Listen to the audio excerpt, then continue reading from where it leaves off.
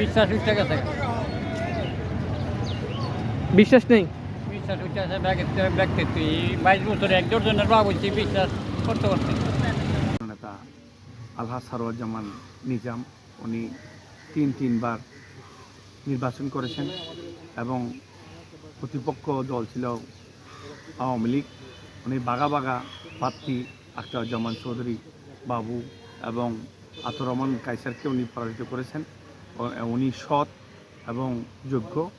ওনাকে আমি বলবো আমাদের কর্ণফুলী আনোয়ার ভোটারদেরকে আপনারা প্রত্যেকে এই সারোয়ারজামানের পক্ষে দানের শীষে একটা ভোট দিবেন এবং দেশকে সুন্দর সুস্থভাবে যাতে চালাতে পারে আমাদের তার যে আমরা কর্ণফুলী এবং আনোয়ারা মানুষ দানের শীষে কে উপহার দিবে। এরকম লোক চাই, চোরের দরকার নাই। এখানে বসিয়ে সংসদ ভবনে বসে বড় বড় কথা বলে, কাজের বেলায় বিদ্যা আঙ্গুলি দেখাই ঘুরি খাই, জনগণের মাথা বেশি বেশি পছন্দ নাই ভাই। আমি চাই যে জনগণের সুস্থ সুন্দর হোক, জনগণকে শান্তি পাবো, দুর্নীতি বেশ করতে এইভাবে আনতে পারবে।